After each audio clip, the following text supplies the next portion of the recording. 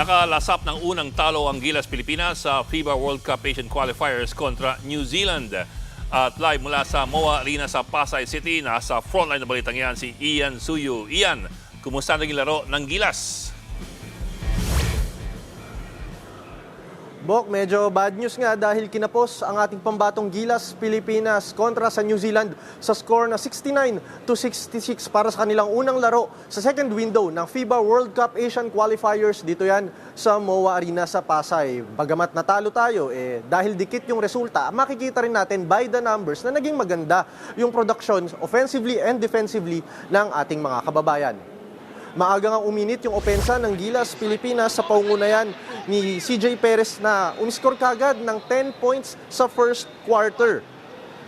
Bagamat nakalamang ng 10 puntos ang Kiwi, tulong-tulong ang Gilas to restore the balance 37-all pagdating yan ng halftime. Pero iba talaga yung size advantage at accuracy sa tres ng Kiwis.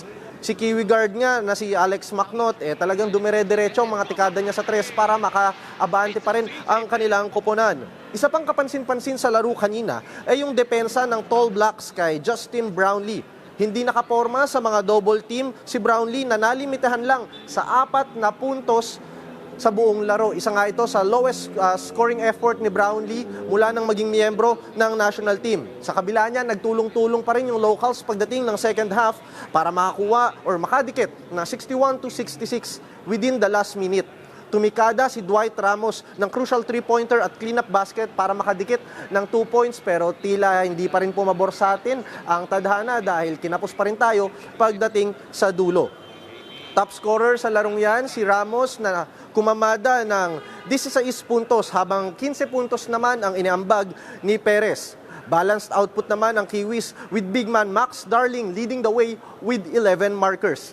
Isa sa mga crucial factor na naobserbahan natin kanina, Bok, na naging dahilan ng pagkatalo ng Gilas yung kanilang poor shooting pagdating sa tres dahil 7 out of 37 attempts lamang ang nai-convert natin beyond the arc. Pero kahit natalo, hindi pa rin tapos ang laban at ang journey ng Gilas dahil magpapatuloy pa ang kanilang kampanya para sa pagnanais na makabounce back. Kontra naman yan sa mas malakas na Australian team sa darating na linggo. Yan muna ang latest mula dito sa Pasay. Bok? Maraming salamat, Ian Suyu. Mga kapatid, Ed Lingaw po, maging maalam at may pakialam sa mga napapanahong balita sa ating bansa. Para sa mas malilimang pagtalakay at paghimay sa mga issue at headlines, mag-follow at mag-subscribe sa social media pages ng News 5.